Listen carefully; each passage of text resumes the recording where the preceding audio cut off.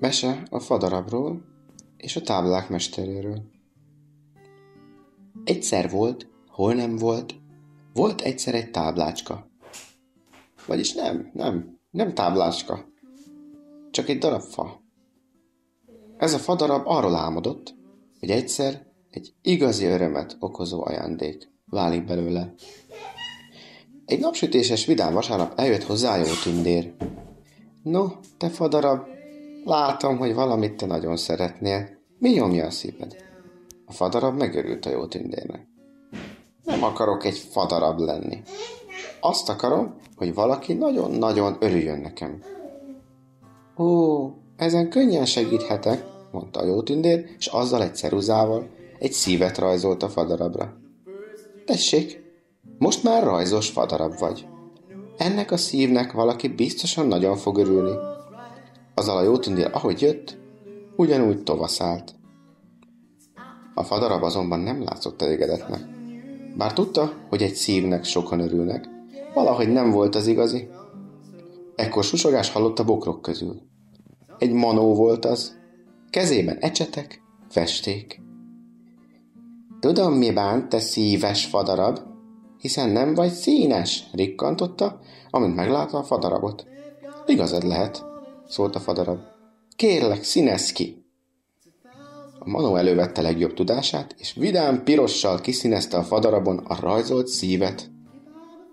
No, most már szíves is vagy, meg színes is, így már jó lesz. Menj, és ajándékozz meg valakit ezzel a színes szívvel, kurjantotta, és elszaladt. Csak a festékpettyük maradtak utána a füvön. A fadarab azonban még mindig nem érezte úgy, hogy igazi örömet tud okozni. Volt rajta egy színes rajz, és ennyi. Most már nagyon elszomorodott, hiszen látszott rajta az igyekezet, és végül is örült, hogy a Jó Tündér és a manó segített neki, de valami mégis hiányzott. Csak valami igaz varázslat segíthet, gondolta magában.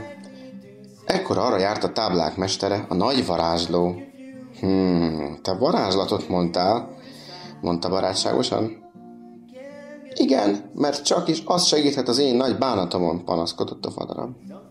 A táblák mestere meglátta a fadarabon a piros szívet. Ez csak egy rajz, mondta megfontoltan.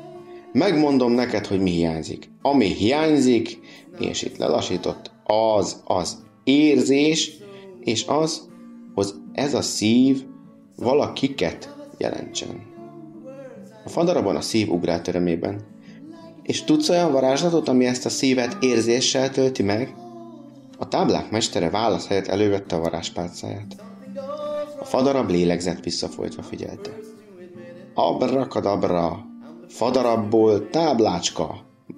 Abrakadabra, fadarabból táblácska! Murmolta többször is a varázsló, miközben lassan körözött a fadarab körül a pálcával. Amikor befejezte, egy tükröt húzott elő hosszú kötényéből, és a fadarab elé tartotta. A fadarab arcán sugárzott a boldogság. A szívből emberfigurák, virágok, dombok, almafa, napocska lettek. A szív piros színéből pedig sok-sok vidám szín lett, és megtöltötte érzéssel a kedves rajzot. A fadarabból táblácska lett, és olyan igazi örömet okozott az átadáskor, mint addig semmi más. És mi lett a táblák mesterével?